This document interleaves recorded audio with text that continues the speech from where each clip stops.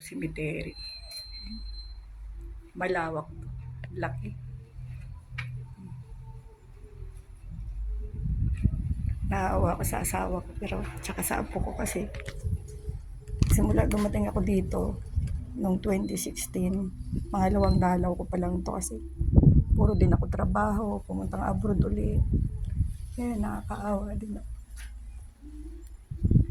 Tinambakan na ng mga, yung mga tayong mga Pilipino, paano mo matitirikan pa yung asawa ko ng kandila, pipinturahan ko pa sana to.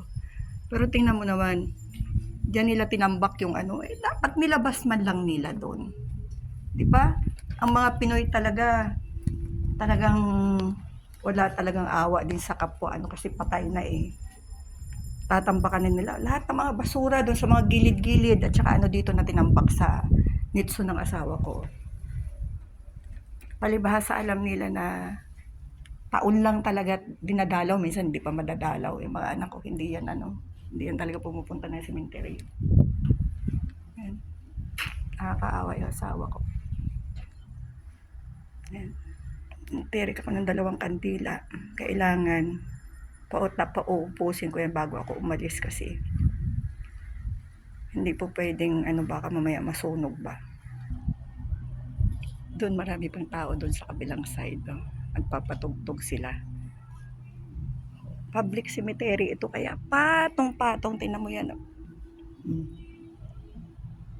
Sa dami nang namamatay.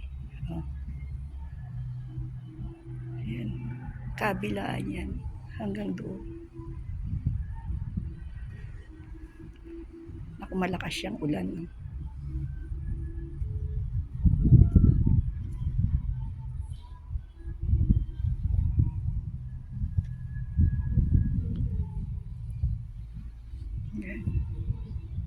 Ayan yung nitso ng asawa ko. Hindi talaga siya napinturahan. Tinambakan pa nila ng basura dyan, tinambak ko. Buti dito malinis, hindi nila itinambak dito.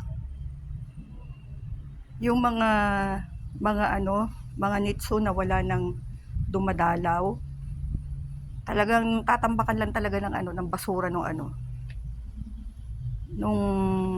iba. Hindi man nila isipin na dapat nga tanggalin nila kasi nga walang dumadalaw. Ibig sabihin walang dumadalaw, busy yung mga kamag-anak or wala dito yung mga kamag-anak. Ayan, mukhang bubuhos na yung malakas na ulan.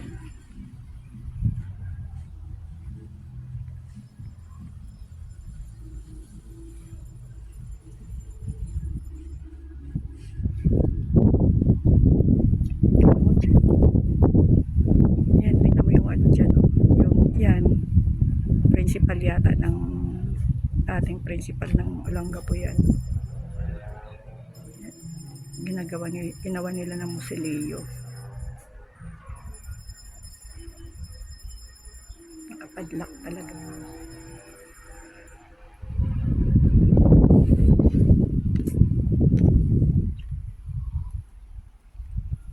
Yan ang mga nakapadlock. Mayroon talaga silang kubita. May lamesa pa sila